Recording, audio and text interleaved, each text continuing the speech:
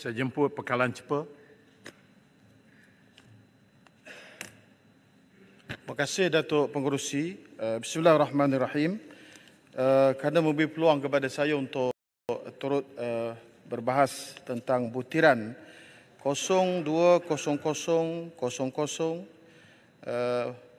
Perpaduan Negara dan Peruntukan bagi Perpaduan Negara dan Integrasi Nasional kod 020100.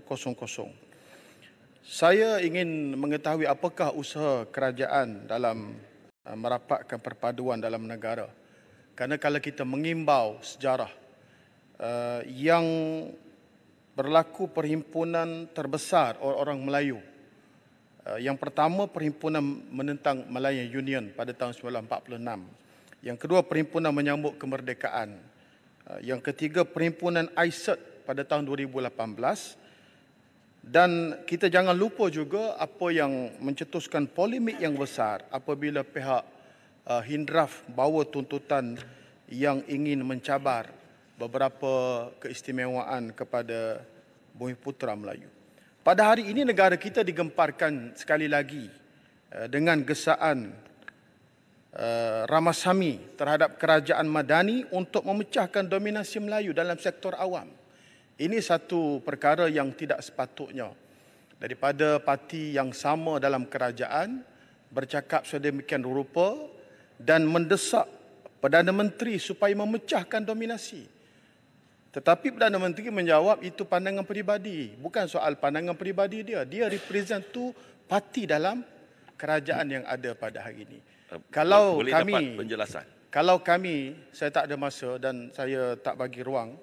Kalau kami dalam Perikatan Nasional, parti-parti yang ada ini, disiplin di kalangan ahli-ahli parti, tambahan pula Penjelasan. abang besar yang dalam parti ini mestilah berdisiplin bila berbicara, kerana itulah yang boleh mencetuskan ketegangan antara kaum yang akhirnya boleh merosakkan perpaduan dalam negara kita. Dan saya memberi peringatan, saya tak bagi penjelasan. laluan. Saya tak bagi Saya laluan. tak bagi Tuan minta maaf.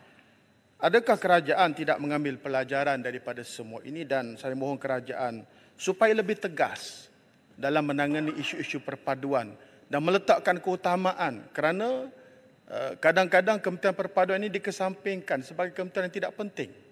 Tapi dalam suasana pada hari ini, pelbagai polemik yang muncul dan zahir ini, saya ingat Kementerian Perpaduan mestilah bergerak secara lebih tersusun, sistematik dan holistik dalam menangani isu-isu perpaduan.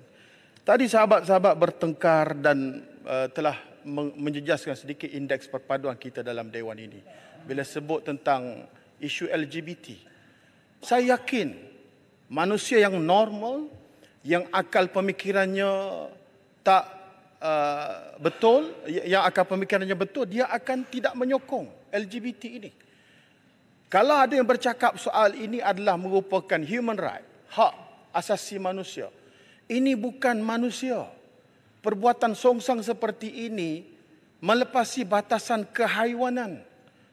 Lembu jantan sama jantan takkan kahwin. Lembu betina dengan betina takkan kahwin. Itu haiwan. Ini kan pula manusia. Jadi saya yakin kepada ahli-ahli yang berhormat yang ada di sini tak bersetuju dengan LGBT ini. Sebab itu saya nak menyeru di sini supaya pada kali ini boleh antara perkara yang boleh menjejaskan indeks perpaduan, kerajaan dan kementerian berkenaan lebih menitik beratkan soal perkara ini dan bawa satu naratif yang lebih holistik dalam menyelesaikan isu berbangkit berkaitan dengan LGBT ini. Kita tahu sejarah Pompei bagaimana. Filmkan benda itu dalam versi kita supaya tak berulang dan kita tidak mengundang kemurkaan Allah Subhanahu Wa Taala dalam perkara songsang seperti ini.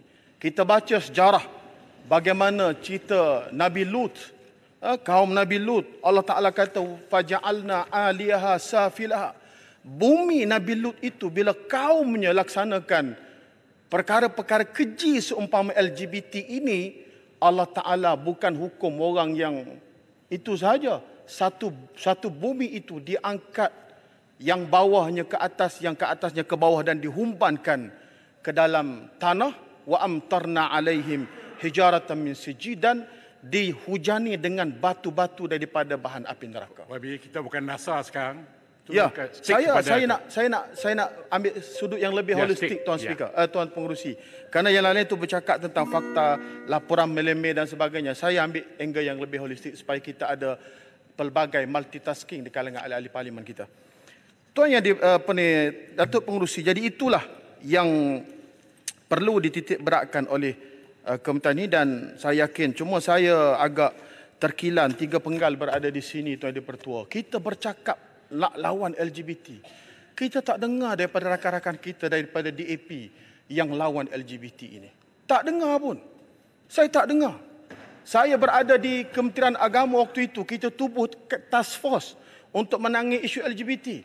Kita kerajaan Saya serius minta pada YB waktu itu. stick kepada Tapi sayangnya peruntukan. daripada puak-puak, daripada sahabat-sahabat rakan kita LGBT ini barangkali belum bertindak secara lebih agresif menzahirkan tak setuju dengan LGBT. Saya tak kata mereka setuju, tapi tak nampak mereka kata mereka tak setuju. Sekian, Tuan Dipro. Terima kasih. Terima kasih.